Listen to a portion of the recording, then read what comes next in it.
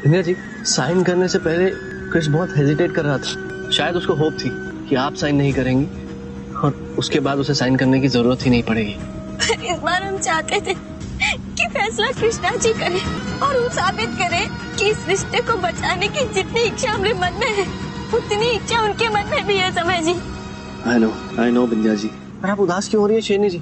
अभी हमने अपना ट्रम्प कार्ड निकाला ही कहाँ है? रिमेम्बर?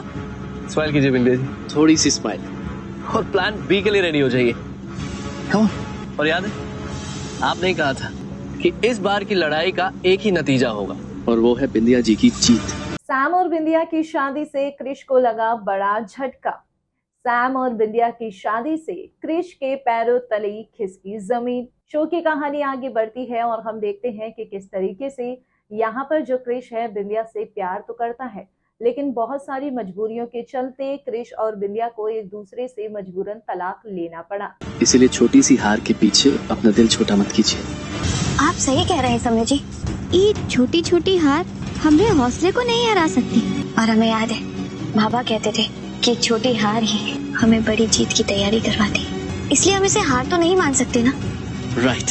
चलिए शुरू हो जाते हैं। लेकिन अब क्योंकि जब तलाक हो ही चुका है तो यहाँ पर बड़ी माँ की बात का मान रखते हुए जो बिंदिया है वो सैम के साथ शादी करने के लिए तैयार हो जाती है। हम देखते हैं कि अचानक से बैंड बाजा बारात आता है और यहाँ पर बिंदिया और सैम आते हैं। बड़ी माँ सोचती हैं कि इन दोनों की शादी हो गई।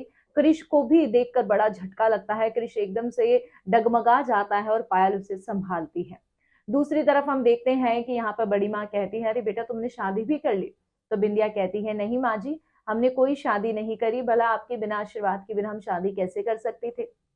और मैं तो वैसे भी एक धोखे से शादी करके उसका नतीजा देख चुकी हूँ, भुगत चुकी हूँ, तो मैं ऐसा कुछ भी नहीं करूंगी। मैं तो अपना शगुन लेकर खुद आपके पास आई हूँ। और यहाँ पर सैम और बिंदिया की शादी की बातें सुनकर, उन्हें देखकर क्रिश के होश उड़ चुके हैं। यहाँ पर क्रिश सोच रहा है क्या करूं मैं, क्या ना करूं। आने वाले एपिसोड में आप देखेंगे कि सैम और बिंदिया की शादी तो होने जा रही है, लेकिन दूसरी तरफ क्या क्रिश ये शादी होने देगा या फिर नहीं। फिलहाल के लिए कमेंट सेक्शन में आप अपनी राय बताइए और कर दीजिए चैनल को सब्सक्राइब।